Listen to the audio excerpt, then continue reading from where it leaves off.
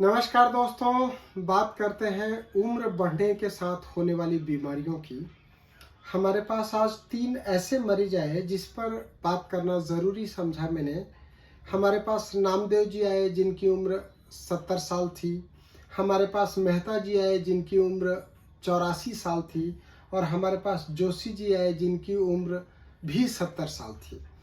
तो जब उम्र हमारी बढ़ने लगती है, जैसे 50, 55, 60 से जब हम ऊपर जाते हैं, खास करके अगर मैं रिटायरमेंट के बाद की उम्र की बात करूं, तो जब 60 साल के बाद हम रिटायर होकर के घर में बैठ जाते हैं, तो कहीं न कहीं बीमारियां भी हमारे अंदर बैठ जाती हैं। तो ये उम्र बढ़ने के साथ आखिर बीमारियां होती क्यों हैं और उसका कारण क्या है और निवारण क्या है? उस पर बात करना चाहूँगा मैं। एक तो प्रोस्टेट ग्रंथि देख रहे हैं, ये हमारा नॉर्मल जो ब्लैडर है और ये उसके साइड में हमारा नॉर्मल प्रोस्टेट ग्रंथि है, तो इतना हमारे पास जगह रहती है पेशाब निकलने का। जैसे ही प्रोस्टेट ग्रंथि बढ़ने लगती है, तो हमारे यूरिनरी ब्लैडर से पूरा पेशाब निकलना कम हो जाता है।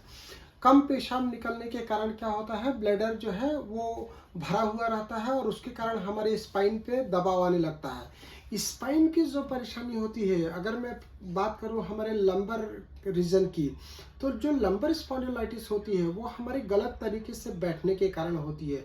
और हम लोग जब काम करते रहते हैं तब हमको ध्यान नहीं रहता है। कई बार लोग 35 साल 40 साल बैठ करके लगातार काम करते हैं और जब रिटायर हो जाते हैं, जैसे मैं बात कर रहा था 70 साल 80 साल और 84 साल के मरीजों की, तो जब उम्र बढ़ जाती है तो एक परेशानी जो सबसे कॉमन है, जो सभी को होती है, वो प्रोस्टेट की परेशानी हो जाती है।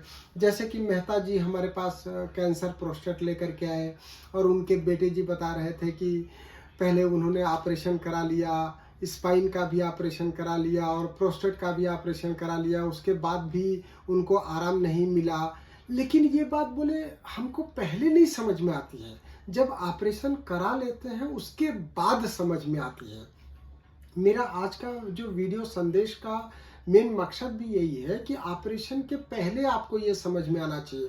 इससे पहले मेरे पास जबलपुर से एक आए थे, उनको भी प्रोस्टेट कैंसर की परेशानी थी। उनकी उम्र भी 83 वर्ष थी। उनको पेशाब के नली में कैथेटर लगा दिया गया था डॉक्टरों के द्वारा और बोला गया था कि आपको इसी कैथेटर से ही पेशाब करना है।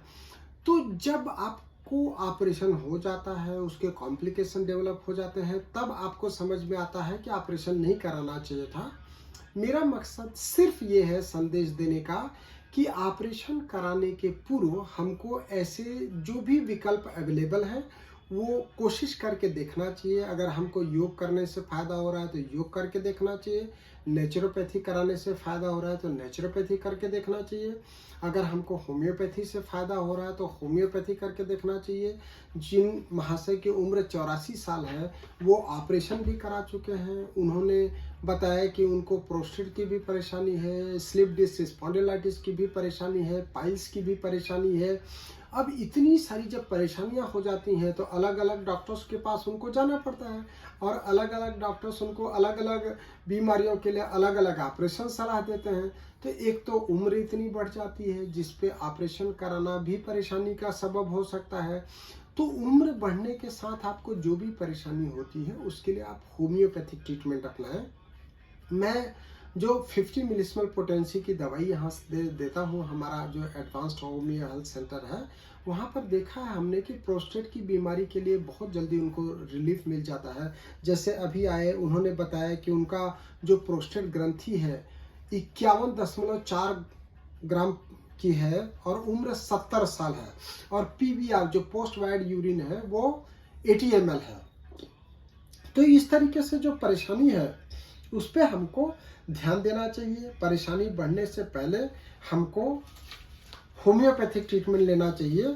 और जो दूसरे जो महाशय थे जिनका 70 साल की उम्र में लंबर L4 L5 की परेशानी थी और जिनको पहले ऑपरेशन करा लिया गया था, 2-3 बार 4 बार उन्होंने एमआरआई करा लिया है। एमआरआई में काफ़ी सारा कंप्रेशन था।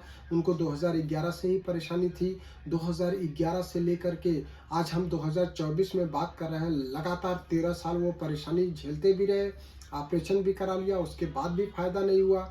और जब हम लोगों ने होम्योपैथिक दवाई दिया तो उनका कहना है कि काफ़ी आराम है। तो इस तरीके से होम्योपैथी को जो ये समझते हैं कि बहुत स्लो असर करता है, ये बिल्कुल गलत है। जैसे जैसे उम्र बढ़ती है हमारी परेशानी बढ़ जाती है, हमारे शरीर की जो क्षमता है वो कम हो जाती है। तो जब हमारे शरीर की क्षमता कम हो जाती है तो बीमारी को ठीक होने में भी ज़्यादा समय लगता है। लेकिन अगर आप होम्योपैथी की 50 मिलीसिमल पोटेंसी की दवाई लेते हैं, जो कि हम डिस्टिल वाटर में देते हैं, शुगर के मरीज भी आसानी से ले सकते हैं, उसको लेने से प्रोस्टेट, पाइल्स और स्लिप डिस्क या स्पॉन्डिलाइटिस की परेशानियों में काफ़ी जल्दी आराम मिल रहा है।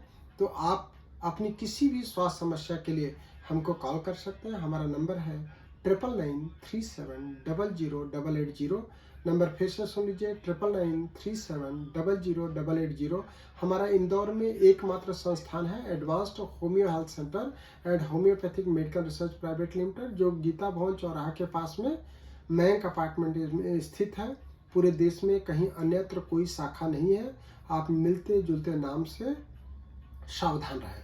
थैंक यू, धन्यवाद, नमस्कार।